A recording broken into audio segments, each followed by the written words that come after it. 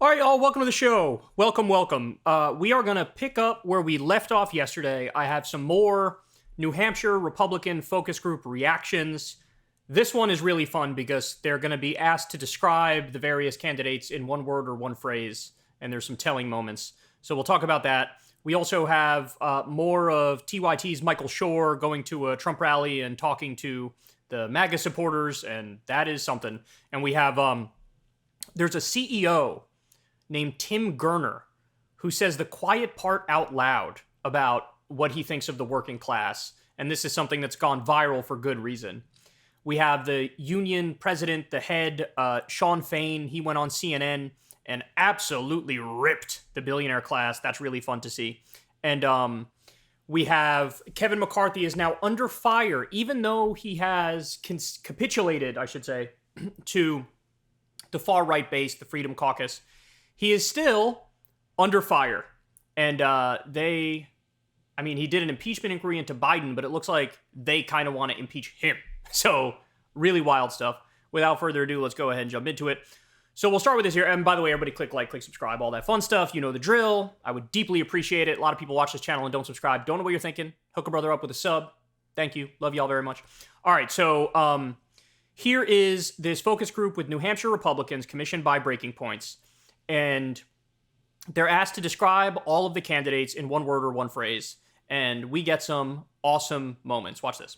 You might have been living under a rock. Donald Trump, a word or a phrase to sum up how you feel. I don't mean it rudely, but my word is loser. I'm confused. He's not confused. I'm confused about how I feel. Competent? Competent, but I don't necessarily trust him. Competent. Unwavering. Making America great again. Unhinged. Vivek Ramaswamy. Refreshing ideas, but not serious. Optimistic. Suspiciously fake. I don't know enough. VP for Trump. He's well-spoken, but I don't trust him. He took money from Soros and denied it. Oh, wow. So by the way, this guy, when asked what news sources he consumes, he said Newsmax. He was the only one who said Newsmax. And it's kind of hilarious that on this question of Vivek, the Newsmax guy is the most right. It is true. He took money from Soros. He took an affirmative action scholarship. At the same time, he bashes Soros and is against affirmative action. I love it. And so I don't trust him. He looks like and he acts like a clear politician, but he has no shot at being president. Nikki Haley. Strong on foreign policy. Consensus builder. I'm afraid I'm completely uninformed. I don't know who she is. Kind of naive. I have to hear more about her, but she's very liberal. Bruh. Very liberal? Are we talking about the same Nikki Haley? Nikki Haley is an absolute ruthless neocon. She's super far right on economics.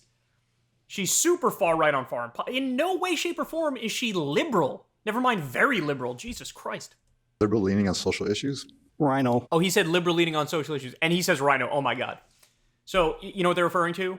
In the debate, she, mildly pushed back against the most extremist abortion position. When Mike Pence was like, we should ban it from the moment of conception. Nikki Haley was like, I wouldn't go that far. I'm against abortion, but we need to be clear that we're not going to, jail women. And they're like, how dare you? Amazing stuff. She seems confident, but I feel like she's not strong enough to be our president. Mike Pence. Experienced, has a good temperament for the job. More of the same. Not necessarily a bad person, but not necessarily anything to offer. A sellout. Sellout! Said Mike Pence is a sellout. Look, he's a sellout insofar as he takes colossal amounts of corporate money and does the bidding of corporations, yes. But I think she probably means it in the sense that he didn't overturn the election for Trump. So he's a sellout in that respect, which is literally the most honorable thing that Mike Pence has ever done in his life. It's the best moment of his life. And she's like, I hate that. Experienced, has a good temperament for the job. More of the same. Not necessarily a bad person, but not necessarily anything to offer. A sellout. Confident. Kind of likes to try to please everybody. And that can be an issue sometimes. Rhino. Ultra conservative. Next one, guys.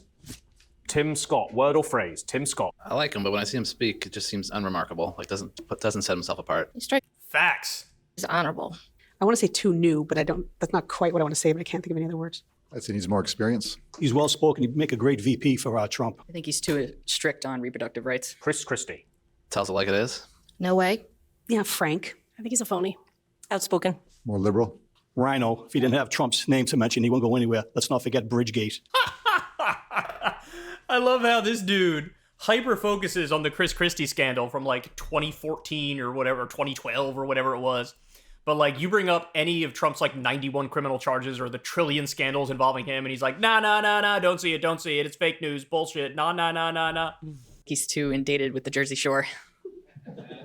Ron DeSantis. It's a strong record of getting things accomplished. Experience. Morally solid.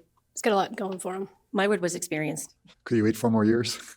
He's well-spoken. I think he's hurt Florida in a lot of ways, too, but he's well-spoken, and he's a takes-charge guy. He certainly can talk very well, but he's done some bad things for Florida that has directly hurt, the elderly as well as some of the families down there. I wonder what she's referring to. Like, she seems like she has personal experience with this.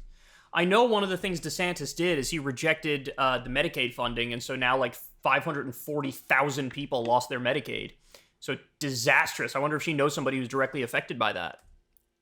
All right, well, that's all we got. Look, interesting is that everybody had mixed reactions except one. Well, actually, even Ron DeSantis had a mixed reaction, but it was like one person who dissented just a little bit. But everybody else was very positive on DeSantis, and they even said he's like a good speaker. So apparently they're not familiar with like the endless evidence of his awkwardness, which is available on social media any day of the week.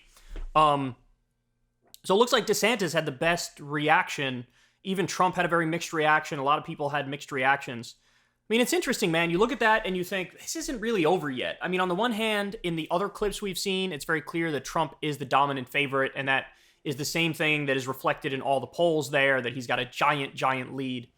But I don't know. I'm not sure I'd pound the gavel just yet. I mean, what you can see here is, and this is the thing I love about these sorts of focus groups, is that you're talking to normal people, and normal people have opinions that are all over the map, things you wouldn't expect just coming out of left field. And you're like, I did not predict you thinking that or saying that.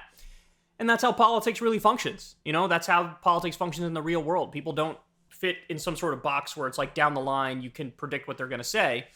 In like political media, yes. Among politicians, yes. But among regular people, no. Like this is Normieville to the max. So I don't know. I found a lot of that interesting. I hope you guys did too.